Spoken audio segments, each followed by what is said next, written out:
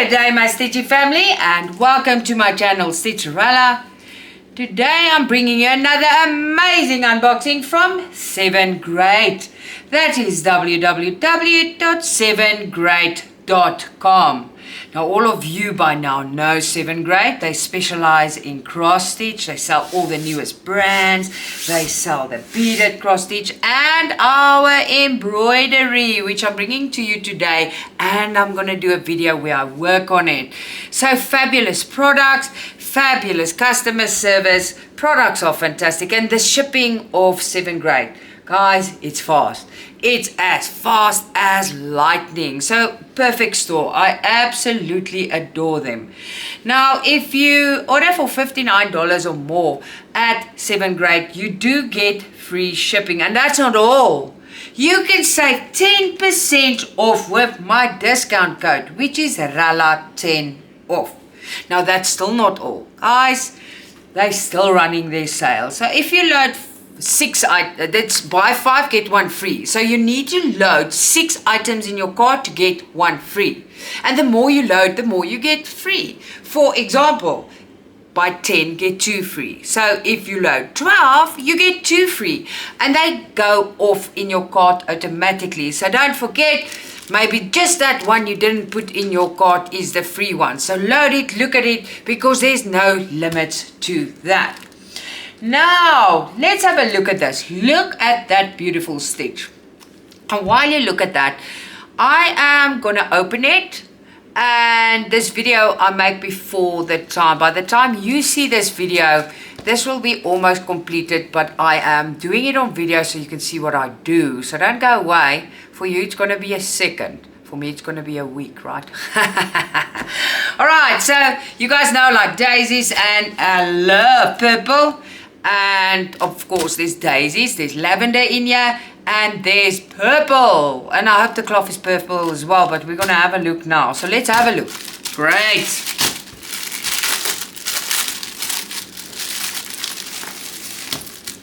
Look, the cloth is purple. Oh! Alright, we've got our little test tube. Our little test tube is here. We've got 2 embroidery needles in there. It's there. Alright, so let's put that there.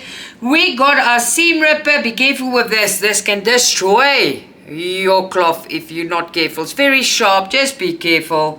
They're very efficient tools, but be careful, like I said. Now there's a needle threader.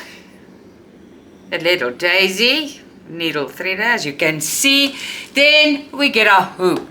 Now, in the old days, long ago, we got that bamboo hoops. You still get them. They are not my favorite. They were all we were used to. But these days, we use the plastic hoops. Now, the plastic hoops has got a ridge, and that ridge fits into the hole for the ridge. Look at this. Let me show you. So, my lights are being nasty. There's a ridge. Then this side has got the little dam wall there. that ridge fits into perfectly. Now, why do I like this so much? You don't lose tension. These hoops are the best thing since chocolate cake. I absolutely adore them. So, absolutely fantastic. I love them. I love it when I see the plastic hoop is included. Not so much the bamboo one.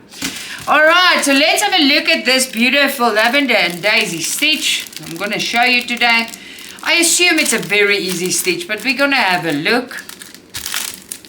Got a little co-host just lying here. So I'm petting her while I'm talking to you guys. Alright, so let's have a look. Very easy, I can tell you now, this is very easy. Very easy. Very beautiful stitch. I adore it. And there it is. I did show it to you. My lights are just not working with us, but there it is. I think it's beautiful. And what's the best part? Ta-da-da-da! We got a purple one. Yay! When Laws and I get a purple whatever. I love it. I love purple, so I love this. Now the design is printed nicely on the purple, and I'm going to show it to you. My lights are making it lighter. I promise you it's not light. There you go. But the whole design is on there. You see. design is there. We're going to put it in the hoops because we're going to work on it. We're not packing this one away. Alright, so there's just back stitch, leaf stitch, straight stitch, French knot, and that's it. Super duper easy, super duper fast. We're gonna finish this like quick. Now, they're using straight stitches. Are we gonna, yeah, we can do the straight stitches. But Lazy Daisy will look better. But I'm gonna do it like the picture. I don't know if I want to do the smaller ones in Lazy Daisy maybe.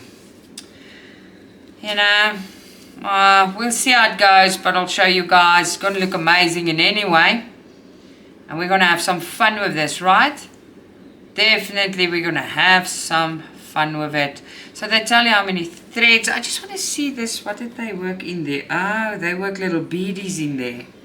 I wonder if I've got beadies, but I'm just going to work with the thread and I'll show you how it works. So every stitch you need, if you want to frame it in the frame, you can do that. So everything you need is on your pattern. Let's have a look here. Blah, blah, blah, blah. Okay, so there's not a lot of color here. I think it should be 4. There is 4 because I can see, no, there's 5. I'm missing one. Oh, it's because I didn't count the brown. Where's the brown?